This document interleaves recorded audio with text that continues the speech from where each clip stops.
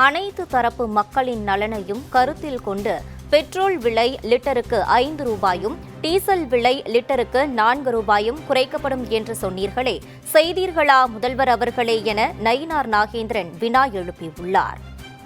நயினார் நாகேந்திரன் வெளியிட்டுள்ள வலைதள பதிவில், மக்களுக்கு போலி நம்பிக்கைகள் கொடுத்து எப்படியெல்லாம் விதவிதமாக ஏமாற்றலாம் என போட்டி வைத்தால் அதில் திமுக மட்டும்தான் தனித்து வெற்றி பெறும் எனவும், அந்த அளவுக்கு நாள்தோறும் பொய்களிலும் புரளிகளிலும் புரண்டு கொண்டிருக்கும் தில்லுமுள்ள திமுகவின்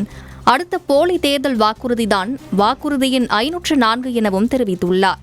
மக்கள் நலனுக்காக பெட்ரோல் விலை லிட்டருக்கு 5 ரூபாயும் டீசல் விலை லிட்டருக்கு 4 ரூபாயும் குறைக்கப்படும் என வாய்க்கூசாமல் வாக்குறுதியளித்த திமுக ஆட்சி பொறுப்பேற்று 4.5 ஆண்டுகள் கடந்தும் அதை பற்றி வாயை திறக்காமல் தப்பித்துக் கொண்டிருப்பதாகவும், இவ்வாறு இன்றியமையா பொருட்களின் விலையை குறைக்காமல் விலைவாசியை மட்டும் உயர்த்தி மக்களை வதைப்பதுதான் திராவிட மாடலா என வினா எழுப்பியுள்ள நயினார் நாகேந்திரன், இந்த அழகில் நாடு போற்றும் 4 ஆண்டு என வெற்று விளம்பரங்கள் வேறு என கடிந்துரைத்துள்ளார். கொடுத்த வாக்கின்படி பெட்ரோல் டீசல் விலையை குறைக்காத திமுக அரசுக்கு